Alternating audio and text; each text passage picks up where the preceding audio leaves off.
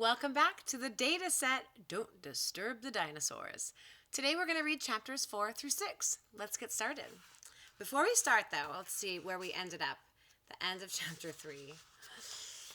There's the 3 kids running from a T-Rex. Chapter 4 is called Close Escape. I used to think T-Rexes were cool, Laura cried as the friends bounded through the jungle. That's not a T-Rex, Gabe shouted back. It's an Allosaurus. T-Rexes won't appear until the late Cretaceous period. That's like 90 million years from now. See, I'm corrected there. Oh, here's a picture. This book has lots of pictures. Whatever it is, it would be cooler if it wasn't trying to eat us, Cesar yelled. The friends ran as fast as they could, but the huge dinosaur was gaining on them. We can't outrun it, Laura realized. I have an idea, Gabe shouted. Run in a zigzag. We can confuse it. Quickly, the friends began zipping in and out of the thick jungle trees. The Allosaurus could not run through the tight spaces of the forest as easily as the kids. It roared in frustration. Okay, kids, you want to give a roar? Go. Roar! It's working, exclaimed Gabe. Climb up one of these trees while we have a head start. The friends leaped onto the low limbs of the nearest tree and began to shimmy up. But the trunk was slick. Cesar slipped. Catch! Laura cried. She tossed him a piece of vine. Cesar gripped it tight, and Gabe and Laura hoisted him up just as the Allosaurus reached them. It chomped wildly, barely missing Cesar's sneaker. Whoa, Cesar yelled, yanking his foot up. That was really close. Keep on climbing, instructed Gabe. If it can't see us, it will think it's lost us. The 3 friends climbed up, up, up. Down below, the Allosaurus roared and banged against the tree trunk. But as soon as the kids were out of sight, the kids were out of sight. After a while, the dinosaur stopped roaring. It circled a few times, confused. Then another animal cry rang out in the jungle. Eagerly, the Allosaurus stalked off in search of an easier meal. There they are, safe in the tree. The Allosaurus banging its head on the tree. Phew, Cesar sighed. Thanks, guys. He looked at his sneaker. It was covered in Allosaurus saliva. Ew, dino drool. We still need to save Stego, Gabe reminded them. Gabe, do you really think we can find him? Laura's face grew serious. I mean, by now, wouldn't the pterosaur have... Gabe shook his head. No, I'm telling you, pterosaurs eat fish, not dinosaurs. Maybe it didn't want to eat him, Cesar offered optimistically. Maybe it wanted to protect Stego from the Allosaurus? Yeah, that must be it, Gabe added hopefully. It must have wanted to protect Stego from the Allosaurus. All we need to do is find the pterosaur's nest, and we'll find Stego. Laura looked doubtful. Gabe, I'm not sure. Oh, here they are, talking in the tree. That's what we're doing, Gabe said firmly. The data set doesn't leave one of our own behind. Okay, said Cesar. Let's just steer clear of the carnivores from now on. Good idea, said Gabe. Maybe we can see the pterosaur's nest from the top of this tree. The friends began to shimmy even higher. Laura reached the tallest branch first. She pushed back the leaves and gasped. Can you see the pterosaur's nest? Gabe asked eagerly. What do you think she sees?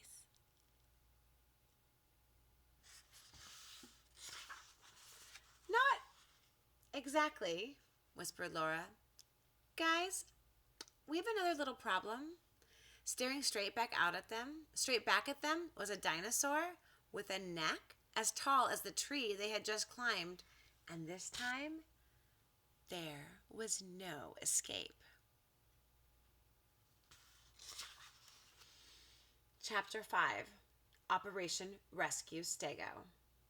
The dinosaur stared at the data set. The data set stared at the dinosaur. Then it lowered its head toward Cesar, mouth open wide. Why does everything here want to eat me? Cesar cried. Chomp! The dino took a huge bite right out of the branch next to Cesar. It's okay, said Gabe. That's a diplodocus. It only eats plants. Cesar sighed. Can we please establish which dinosaurs eat meat and which eat plants before I have a heart attack? The enormous dinosaur munched the branch slowly, staring at the kids. Then it plodded away, stretching its long neck out to take bites from the treetops as it went. Can you imagine taking bites out of treetops? Like not just a tree, the top of the tree? Okay, said Gabe. Now, let's look for the pterosaur's nest. The friends pushed back the oversized leaves from the top of the tree and gazed out over the landscape.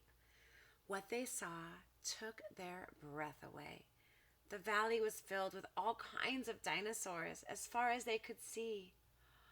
I don't believe this, said Gabe. It's incredible, said Laura. It's the pterosaur, cried Cesar. He pointed. Not far away was a large outcropping of rocks. Circling a cliff high up was the pterosaur. Okay, how many kinds of dinosaurs can you see? Can you see the pterosaur?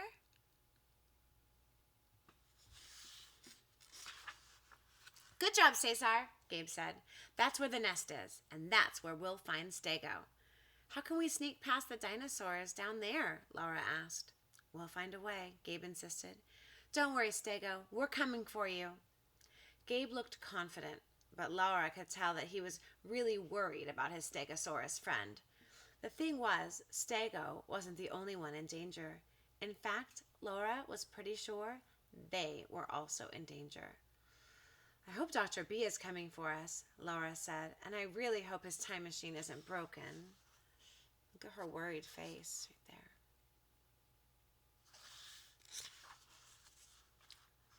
Well, it's broken, declared the doctor. Dr. Bunsen wheeled out from underneath his time machine, covered in oil. Apparently, these unbreakable motor gears do, in fact, break. He tossed the busted gears across the lab with a loud clatter. We'll just need a new set of gears. It's off to the store for me. The doctor grabbed his wallet and bounded out of the laboratory. Okay, this is our last chapter for today. Chapter 6 is called Don't Disturb the Dinos. Remember those really big bugs from earlier? Look at how huge those are. Can you imagine? Remind me to bring supersized bug spray the next time we go on a Dr. B adventure. Cesar swatted at the Jurassic-sized insects hovering around him. The friends were cautiously making their way across the overgrown valley. Careful, Cesar, warned Laura. We don't know how prehistoric bugs will react. For all you know, they'll try to eat you too.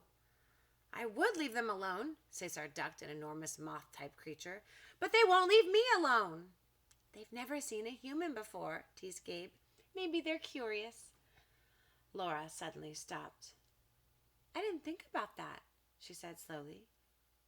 We're not supposed to be here, so wouldn't anything we do technically alter the future? Gabe finished for her, just as Cesar whacked a flying insect on the tail. It buzzed away, dazed and angry. Cesar! Cried Gabe and Laura.